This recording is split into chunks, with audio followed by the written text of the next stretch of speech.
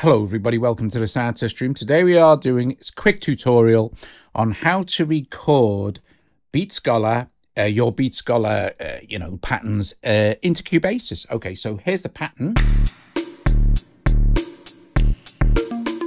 And we're going to record this in. Now there are a couple of tips here for doing this so you get the best out of it, sort of thing. While this is playing and it's recording, you can actually just play these pads in by hand as well. So you could, for instance, go like this. And that recording as well. Okay, here's the pattern, by the way. It was an old factory pattern. I've just added a few bits and pieces in. I'm going to do another tutorial with Beat Scholar, showing you how to create custom stuff, and it's just brilliant. It's such a good app. But here's the thing: to record your pattern in, here's what I would do, and it's like best practice sort of thing, is switch off loop. Then you can record for as long as you like, adding extra bits and pieces. So let's just go back to the beginning. Let's say just do this. We don't really even need a metronome on, because, you know, it's a drum machine. So let's just do this. And it's going to start recording straight away. You'll see the MIDI coming in. Go back to our sound, add a few bits and pieces in.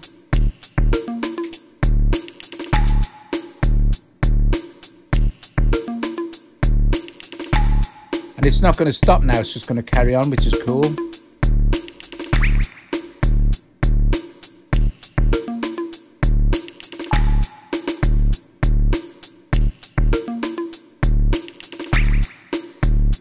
Just make sure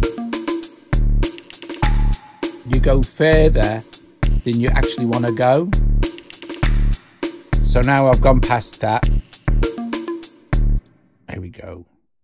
So now I can take this back. Let's just do this. Now I can take this back to 16 bars. Let's put this on to bars so it's easier to see.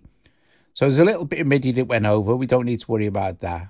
We can either cut that off completely, or we can just bring it back in like this.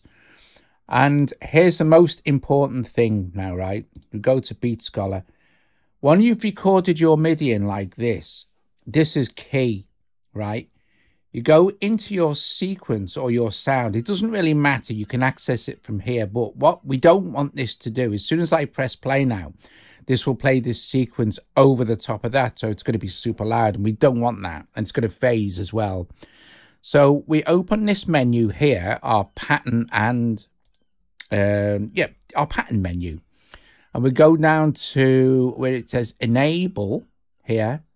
Okay, and you go to sequencer and switch sequencer off. So now the sequencer is switched off, but you've still got the MIDI.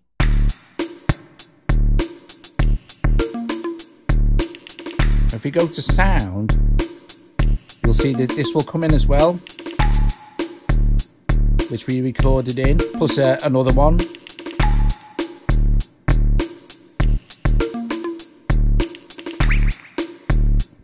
One of these in a minute. So what's great now is, because we've got the MIDI playing and the sequencer is switched off, this means we can quite happily change out. It doesn't matter now if we change a pattern. Okay, it makes no difference at all. If we change the kit now, the sounds,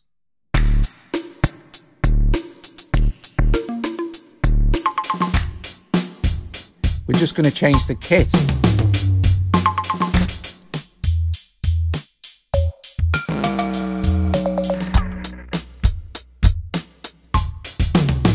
You can go and choose any kit you like, you know.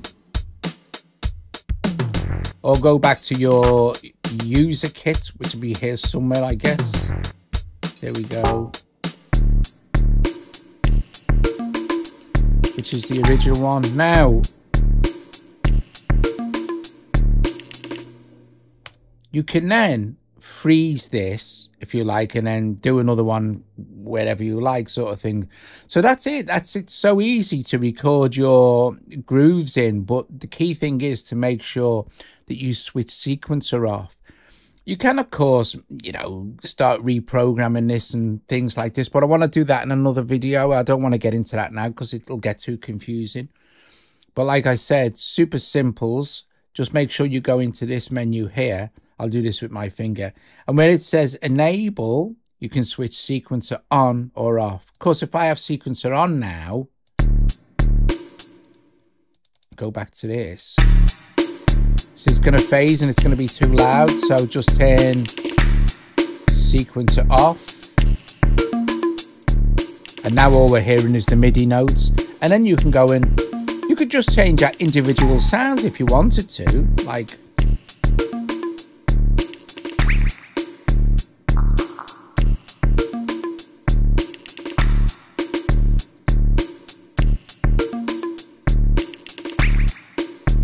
Awesome stuff. And of course you can pan all that. I'll get into this in another video. I want to do one about building your own custom kit sort of thing.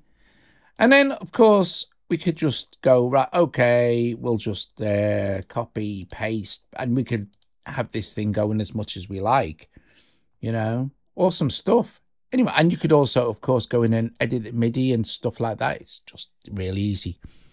Anyway, there you go, Beat Scholar, and how to record it into Cubasis. Super easy way. Just, you know, record it in and off you go. Top job. Cool beans. I'll see you later. Ta-ra.